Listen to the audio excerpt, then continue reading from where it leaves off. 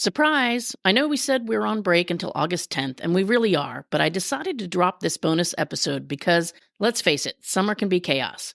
Kids might be home, maybe you've adopted a new pet, and somehow you end up doing all the pet care while everyone else just vibes out for the summer. This episode all about getting the other humans in your house to step up and share the load without you having to nag, yell, or pull a muscle dragging the litter box to the curb by yourself. When we come back in August, we're going to have a new name, a new approach, and even more practical help to make life with pets work better for you. Until then, enjoy this bonus because you deserve a little backup. Ever find yourself feeding the pets, scooping the poop, and handling everything while everyone else is too busy building Lego towers or binge-watching Netflix? Well, today we're calling out the biggest mistakes that might be keeping you stuck doing it all and laying out a real plan to reset, reassign, and reboot the pet care around your home without nagging, begging, or losing your damn mind.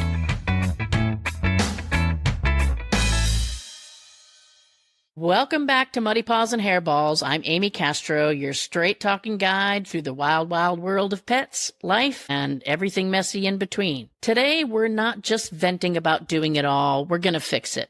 If you're tired of feeling like you're the only one in the family who even notices the water bowls are empty, you're in the right place. To make things easy, I've put together a free guide that walks you through everything we're going to talk about today. You don't need to take notes or try to remember all the steps. I'll give you the link later in the episode so you can download it and start putting it into action right away. So let's start with this. If you're feeling like you're carrying the entire pet care load on your back, you're probably not wrong. And you're not broken, and you're definitely not alone. But here's the kicker. Sometimes the way that we ask for help actually guarantees that we don't get it. Now, I don't want to get on my soapbox here too much, but some of you may not realize that my alter ego, Amy Castro, professional speaker, trainer, and communication coach, actually knows a thing or two about communicating with other people. But I'll tell you right up front, number one, I'm not perfect. And number two, sometimes even I forget what I'm supposed to do. So don't feel like today I'm trying to be judgy or preachy or anything like that. I just want to give you some communication tools to put in your pet parent communication toolbox that will help make your life easier and help you get a little more help around your home in caring for your pets. So here are some of the biggest mistakes you might be making that are keeping you stuck doing it all. First of all, timing, people. Timing is so important. Too many times when we are the ones that end up getting a lot of the pet care responsibilities dumped on us, we wait until a blowing point and we decide, I'm ready now. I'm ready to blow. Somebody's going to pay. We don't necessarily think about the timing for the other person. So one of the mistakes is bringing things up at the worst possible moment. So while your kids are in the middle of a Lego build and they're 3/4 of the way of getting that tower built, or your partner is watching that movie they've been waiting to sit down and watch for the last week, and there's 10 minutes left, and now you decide everything's got to stop and the litter box needs to be cleaned. Okay, that's a rookie mistake. Don't make that mistake because you're very rarely ever going to get any cooperation when you approach things like that. The other thing is focusing on nagging instead of planning. Just repeating yourself over and over again, like that litter box is not going to clean itself. The litter box is not going to clean itself. Have you cleaned the litter box yet? At some point, you can nag, you can remind as much as you possibly can, and you quickly realize that that's not working. But for some reason, you keep doing it, hoping that it's going to work the 15th time or the 15,000. So don't keep nagging. You've got to take a different approach, and I'm going to give you that approach later in the episode. The other thing I would say is stop using sarcasm, passive aggression, or explosions. When it comes to conflict situations, and taking care of pets can turn into conflict situations, especially, like I said, when it all falls on you, we're going to fall into our natural personalities when it comes to conflict. So some of you are going to be sarcastic. That litter box doesn't clean itself. Boy, I can smell that cat poop from here. I guess Buddy's never going to get a walk. Poor Buddy, you're just out of luck. They know your games by now, people. Your significant others, your family members, they know that that's your MO, and they also know how to ignore it. So using sarcasm, passive aggression, or going to the other extreme and just blowing up. I mean, we know that kids that have parents that scream, scream, scream all the time become basically immune to screaming. So definitely don't need to wait until you get to that point where the worst of you is coming out. We're going to give you a plan for addressing things early, or maybe before problems occur. Another mistake is making it all about your own stress. You know, the bottom line is we got a pet because we wanted to add a loving family member to our family or to our household. And so it's not about mom or dad, whoever's picking up that slack. It's about getting Buddy out for a walk that he needs to be happy and healthy, or getting the cat's litter box scooped so that the cat doesn't poop on somebody's bed, or get a UTI because they're holding it too long. So don't make it about you, make it about the pet that your family loves. Another mistake is just assuming that people know how to do the tasks and do them right. So dumping tasks on kids, or I see this a lot in rescue, the kid that's promising they're going to scoop the litter box. Please, if you just get me that kitten, I promise I'll do everything. But do they even know how to scoop a litter box? Do they know how to do it properly? Do they know how often it needs to be done? All of that needs to be spelled out, and don't make assumptions about it. Same thing with adult household members. I mean, we've all seen people who we've gone to their house and the whole house smells like litter box because their concept of cleaning the litter box is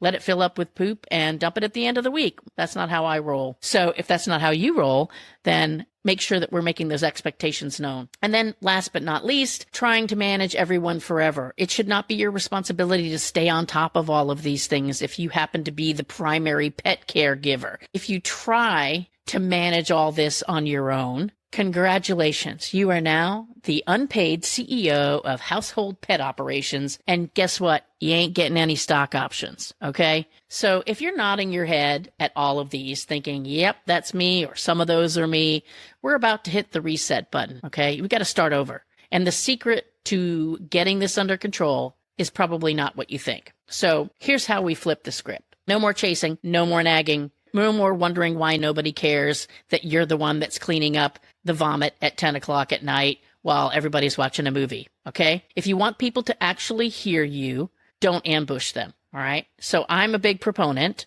Doesn't matter if your family is we're talking about two-leggers here versus four-legged family members, because they're not going to be part of the family meeting. So whether it's one other person in your household or 6, you're going to want to set a family meeting. And that family meeting needs to be at a time that is calm, that is not just a spontaneous, we need to sit down and talk about this now. It's going to be set in advance when everybody's schedule allows, so that we can all participate equally, calmly, productively, and snacks and bribes are certainly acceptable and always appreciated. You know, if you have kids, bribe them with a pizza party. We're going to have a pizza party Friday night, and we're going to have a family meeting after we eat pizza, or maybe before we eat pizza. But the key is getting buy-in. So frame it positively. You know, don't say, people around here haven't been carrying your responsibilities, and we're going to sit down on Friday night and we're going to have a meeting about it, so that everybody's week is entirely ruined because they're having that hanging over their head the entire time. So, hey, I want to make sure we're all set up to keep all of our pets happy and healthy and make life as easy as possible for all of us. So let's get a family meeting together, and we can brainstorm options and talk about what needs to be done so that Buddy and Fluffy can be happy and healthy, and we can too. Now, my second tip, beyond having the family meeting to reset and reboot, is creating a pet care task chart. Now, you can have a draft ready in advance, or you can create it from scratch at the family meeting. If you want to save time, set it up, do it in advance. So what I'm talking about here is a document that indicates, and it depends on how many pets you have, but what is the pet? What tasks need to be completed? So walking, feeding, litter box cleaning, grooming, bathing, nail clipping, pooper scooping the yard, whatever it might be, all of the tasks that go along with taking proper care of that pet are going to get listed down the left side of the chart. Okay, you can make yourself a nice little spreadsheet. The reason we want to write down all these tasks is because you can't fix what's invisible. So it would be something you're going to put on paper maybe at first, and then maybe you're going to transfer it to a whiteboard, because nothing says business like a big old chart in the mudroom or in the kitchen or wherever, in the hallway, coming in the front door, wherever you put it. So make sure that you, when you're writing down these tasks, I want you to do a couple of things. Make it super, super clear. Okay. So it's not just feed pets, it's feed Buddy morning, feed Buddy afternoon, clean Buddy's water bowl, morning, afternoon, whatever it might be. I mean, you've got to find a balance of breaking it out, but try to break it out as much as possible, because the more you break tasks down, the more you can divvy them up. Sometimes the less challenging it feels, like, oh, I've just got to clean the bowl. That's my task this morning. Or, oh, I've just got to put the food in the bowl for Buddy this morning. I don't have to feed all pets, which can seem a little bit overwhelming. The other thing I would recommend doing, just so that you can make sure that you are assigning things fairly, is across the top of the chart, indicate how many times a week that has to happen, what days of the week that has to happen, and also track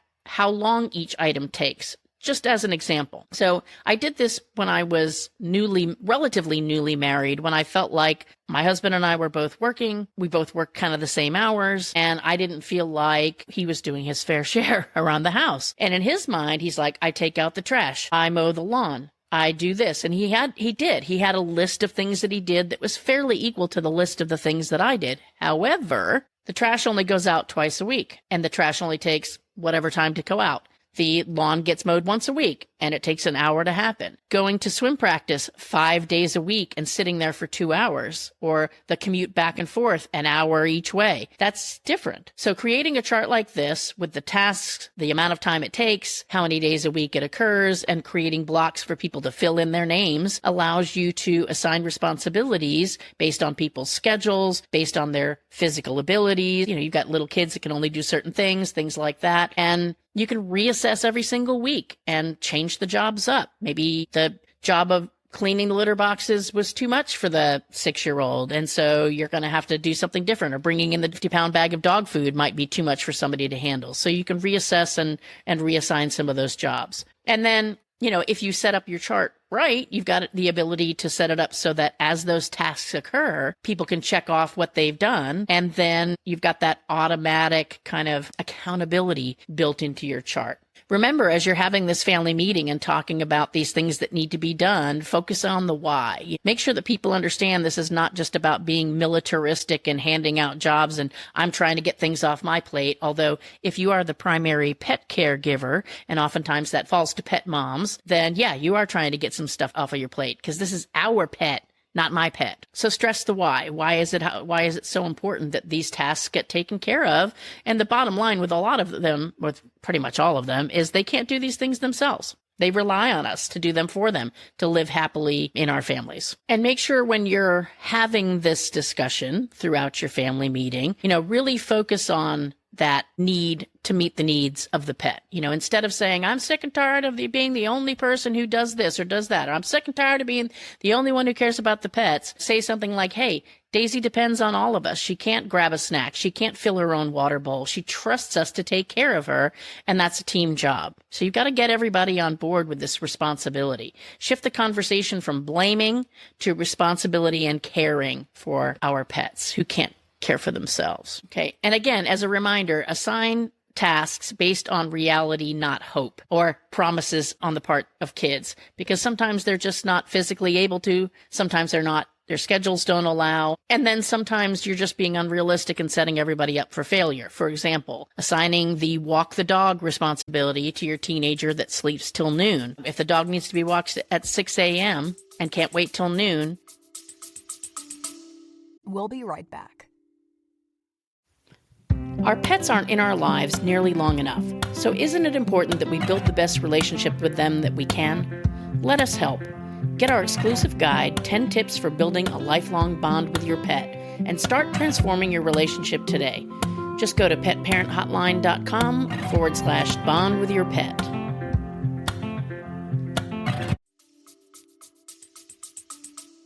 Then that 6 a.m. walk is probably not a good job to assign the teenager. Even if you get an agreement, you're fighting an uphill battle trying to make that happen for a teenager, especially in the summertime, just as an example. There's a fine balance between holding people accountable and making them responsible and matching responsibilities and tasks to people's real schedules, their real energy levels, and their real abilities, because the goal is to work together for success, not to teach people a lesson. So, for example, little kids, jobs like, putting the food in the bowl or refilling water bowls, things like that are probably appropriate jobs. Teens, maybe the pooper scooping, because it doesn't have to happen at 6 a.m. It can happen when they get up at noon. Or maybe bathing the dog, because that doesn't have to happen at a certain time of day. If you have a partner that has a busy schedule, maybe that once a month heartworm pill, remembering that is one of their responsibilities, or nightly medications if your pet gets medication, because they're not there to do the vet appointments, or vice versa.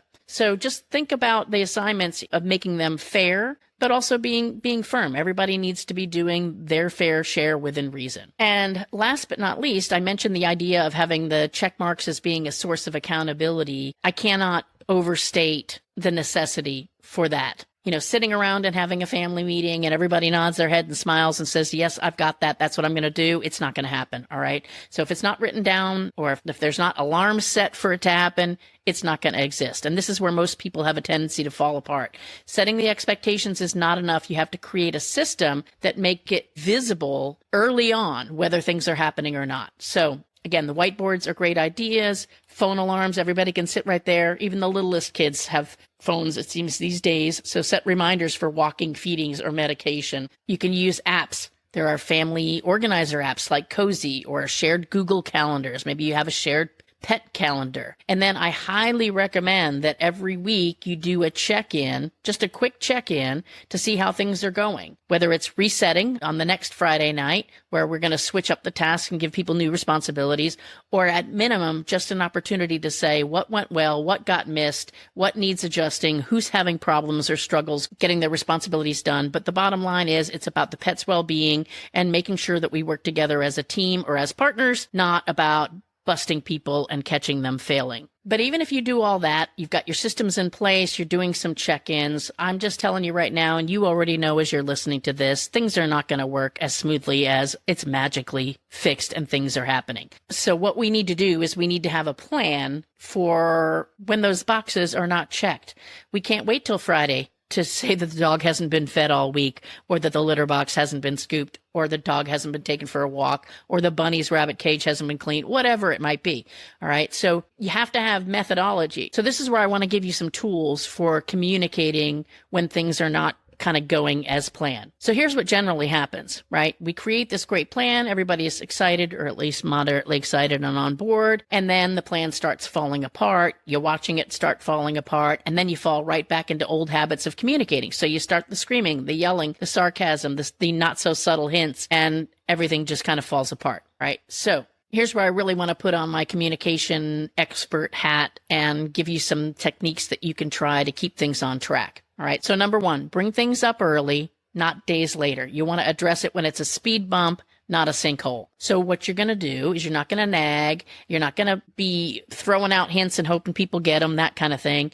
You're going to start with what's called a perception check. Perception check is something as simple as, here's what I noticed. Is it happening because of A? Is it happening because of B? Please clarify for me. So you assign to your teenager to get the dog food out of the car and load the dog food containers. And you walk by and you notice, and this is the next day, right? You walk by, you notice the dog food container is still empty and your teenager is laying on the sofa watching SpongeBob SquarePants. So you say, hey, I noticed the dog food container is still empty. Is that on your to-do list for later today, or did you forget? And then just stop. The question is implied. And that gives the teenager an out. They can say, I forgot. Awesome. When do you think you can get that done? Or they might say, I forgot, and they might actually get up and go grab the dog food bag. Or they might, truthfully or not, doesn't matter, say, oh yeah, I'm definitely going to do that later today. What time do you think you'll have it done? 4:00. Okay. And then you want to check in on it at 4:00, right? Because old habits are not going to die overnight. It's going to take a while. But notice, I didn't have to yell. I didn't have to be angry. I didn't have to be sarcastic. It's just a check-in. And because it's not an attack, I don't get the defensive response back from that partner or teenager, all right? So if the problem happens again, now we need to go from a perception check, which we've already done, to a let's sit down and talk about what's going on, because this is now 2 times that this thing has happened. So this is what you're going to do. I'm going to give you this little pattern. Number 1, state what you observed. I notice that the dog container is still empty, despite the fact that you said yesterday that you were going to fill it when you were done watching SpongeBob. Second step, wait. State and then wait. I've stated what I've observed. I'm waiting for a response. When you wait for a response, you're going to get a couple of things. So admission is, you're right, I screwed up, I'll go do it now. Defense is, why do I have to do everything around here? Why are you always nagging me? Denial, I didn't know that was my responsibility. So one of those 3 things is going to happen. And so be prepared. What am I going to say when one of those 3 things comes out of their mouth in some form or fashion? And because the person that you were talking to is somebody that you probably know pretty well, you know where they're going to go. You know what their methodology is going to be, but wait for that response and then just go back to reminding them of the goal. So I understand and I hear you that that's what happened,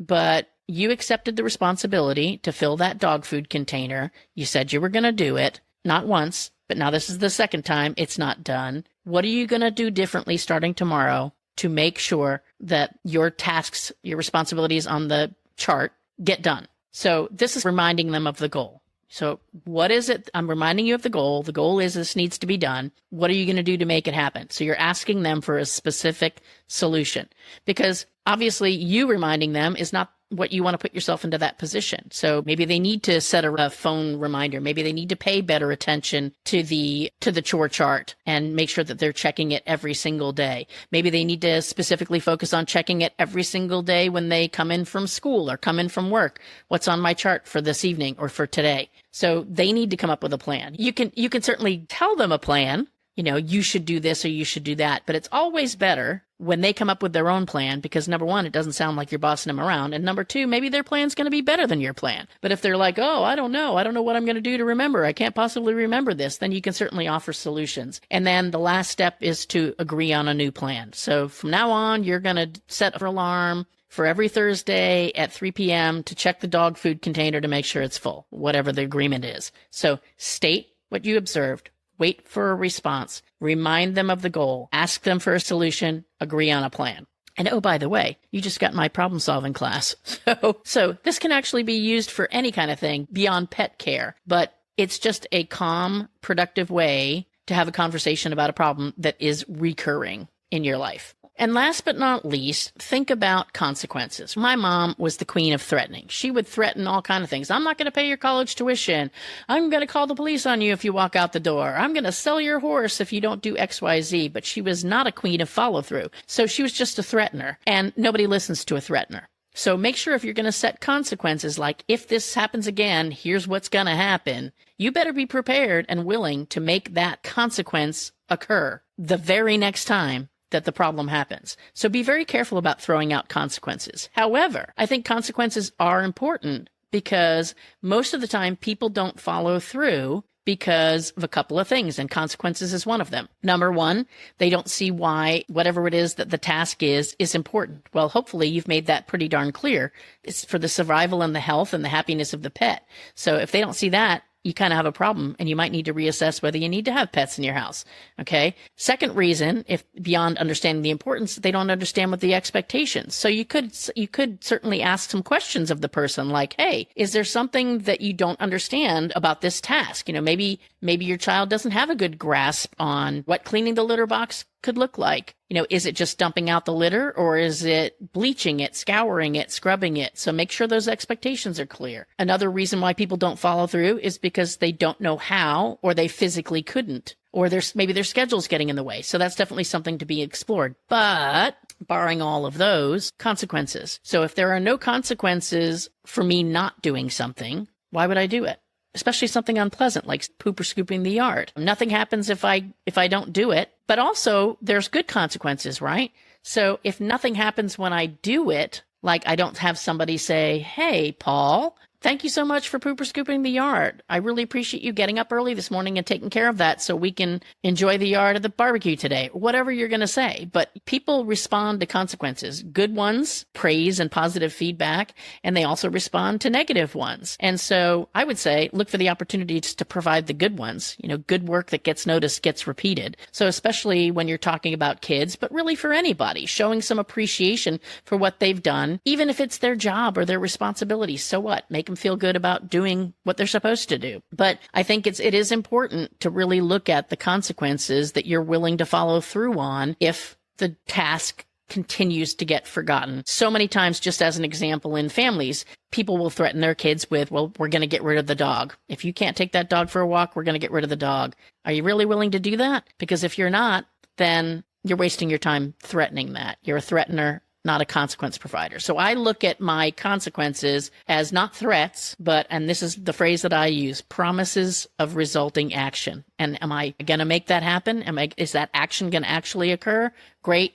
Then go ahead and throw it out there. But if you're not really willing to get rid of the family dog because your kid won't poop or scoop the yard, then you need some other consequence to come up with before you threaten that. That's enough on my soapbox of communication. So if you identify the tasks that need to be done, how they need to be done, when they need to be done, and who's going to be doing them. And then you hold everybody, including yourself, accountable. And this doesn't have to be your job necessarily as the performer primary pet care provider. I think having a chart and having everybody hold each other accountable is a good thing, especially in a family. So keep that in mind. But if you fix this and then you have the accountability in place, you fix the system. And you can always reassess as you go along. So to wrap things up in today's episode, you're not wrong for needing help. You're not wrong for wanting more balance in your life. And you're definitely not crazy for being tired. Building better pet care habits isn't about being the bad guy. It's about creating a team where everybody steps up. And if your first plan doesn't go perfectly, that's not failure. That's feedback. Keep going. Go back, reassess what slipped, tweak the plan, and keep moving forward. And hey, if you ever need a little backup from me, you know where to find me, and I am always happy to help you. Before you go, don't forget to grab your free guide on how to get everyone in your house to help with pets. It breaks down the simple system I shared today in this episode and the exact communication tips that actually work without nagging, guilt trips, or meltdowns. Just head to bit.ly/share pet care to download it. That's bit.ly/share pet care, because you shouldn't have to do it all on your own and you deserve backup.